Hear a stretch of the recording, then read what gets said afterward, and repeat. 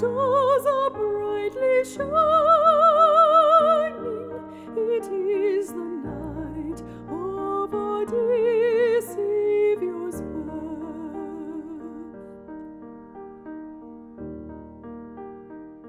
We have not made an overt effort in the course of doing the Nativity to beat our drum and say, we are Christians, because we really don't have to.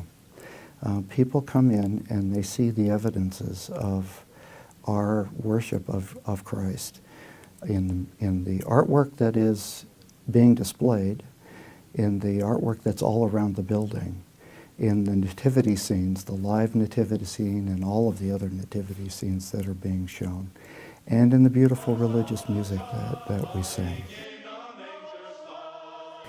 And I think that is the most effective way that we have to let people know that we're Christians, by the kind of people we are and by the fact that this is an intrinsic part of our lives, not something that we have to make a special point.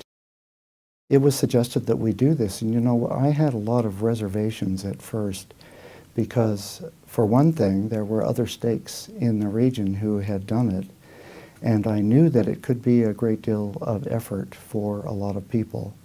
And I wasn't really sure if it was going to have the kind of benefit that people envisioned it would have. But it has worked out better in a lot of ways than I ever expected it to. We've had a lot of school choirs that have come in, and that's exciting because you'll see hundreds of family members and parents come in, look at the nativities, and then sit down and listen to their children sing from the school choir, or the orchestra, or handbell choirs from some of the churches. It started out where we had 100 or 200 nativities that were being shown, most of which were donated by people who were members of the church. But as it's grown over the years, a little bit more and a little bit more, a lot more people in the community have begun to contribute their artwork as well. We've seen a lot of benefit over the years as more and more people have participated, that the community now recognizes this as an event that's really part of the town of Apex and the town of Holly Springs and the town of Morrisville on both sides of it.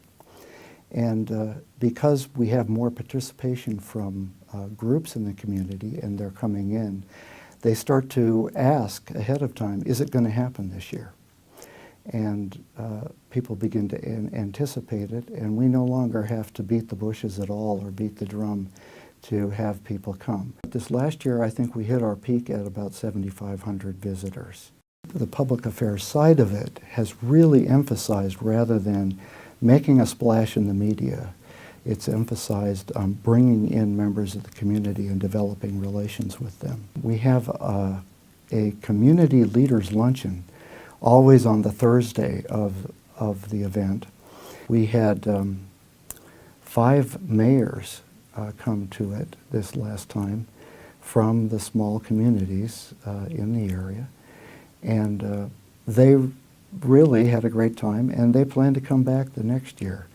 I think for me and for a lot of other people too, participating in the Messiah Sing-In at the very end, which is kind of like the highlight, the capstone of the event, that's probably the most, one of the richest parts of my Christmas season.